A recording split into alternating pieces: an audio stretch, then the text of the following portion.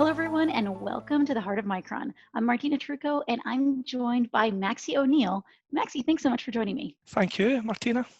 You're Maxie, welcome. tell us a little bit more about your role here at Micron. What do you do? So I am the Senior Procurement Manager for the UK and for France and some of the smaller sites around Europe. Predominantly what we do over in the UK is CPG. So it's a product, the sales marketing of the CPG product. And East Kilbride site itself was the fulfillment site for all the Micron branded goods. So not only did I look after the packaging portfolio, the machines, equipment, that type of thing for the production side of things, but also for the indirect piece, which of course is like your facilities, IT, soft services, anything really a site needs for procurement. So more like a generalist in that sense, because all the procurement I looked after was everything you need to buy for a site. And I did that for about 6 sites, and I've done that now for 15 years. Not always in a senior management role. I started as a buyer and worked my way through the management system, and probably in the last 3 years or so, I got my senior management level.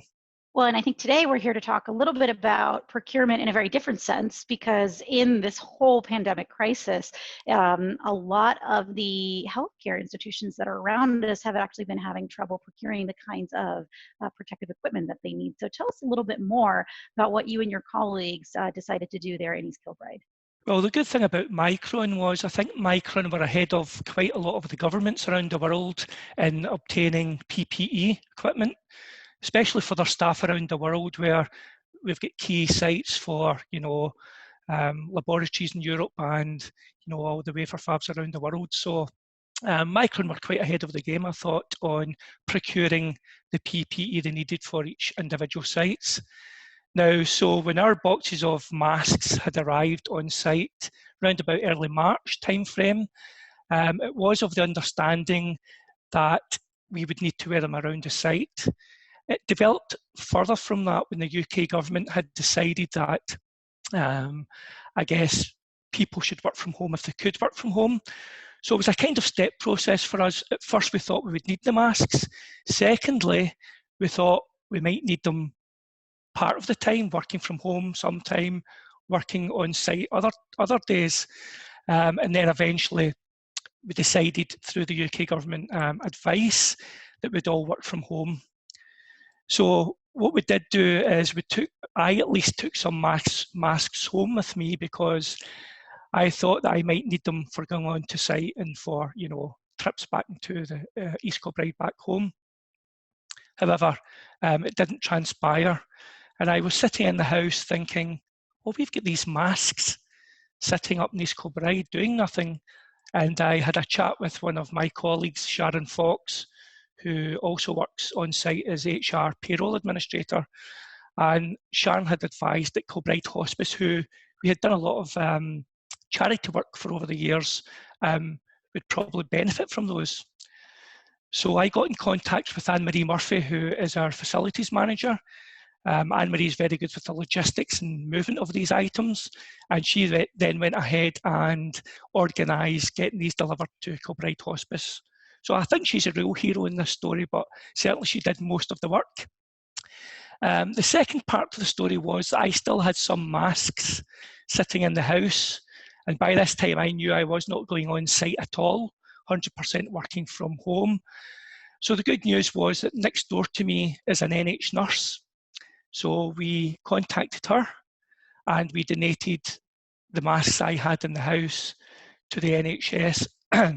So hopefully, as you know through the story, the NHS in the UK have had lots of issues with PPE, and a lot of the secondary caring people through the hospices and care homes, have even a bigger issue with getting their hands on PPE. So though it was a small gesture, I think it went a long way, and I think the hospice was very, very happy with the donation. It's a great story to hear because you're absolutely right. It's everything that we can do really does make a difference, whether it's a few masks that you happen to have on hand and you realize you weren't going to need anymore for your work at Micron, or the larger donation that the team came together to make Uh-huh. to the local hospice. It's you're absolutely right. They're the kinds of things that we need to do to help our communities get through all this. Maxie, it's interesting to me because despite or through all of the stories that we've been telling here at the heart of Micron, the thing that tends to come out in all of them is everyone that we interview says, I didn't do this by myself. I did it with my colleagues. And I love that this is just another one of those stories where we see that Micron's team is really coming together to do this amazing work together. Absolutely, and I do believe it was a team effort, just a mixture of chatting to colleagues. Sharon Fox was a conduit for the hospice, and Anne-Marie Murphy, who, as I said, to me is a real hero in the story because she organised the logistics, she organised contacting the hospice manager, and had our security guard go in and pick the product up and move it. And she kind of done the full 360, feeding back to everyone, you know, the hospice's gratitude and the closure of the delivery type of thing. So yep, absolutely a team effort. That's fantastic. Well, a big thank you to Anne-Marie and to Sharon and to you, Maxie. Thanks so much for joining us on the Heart of Micron, and tune in next time for another amazing story about how Micron team members are rallying together to help against the COVID-19 pandemic. Thanks so much for joining.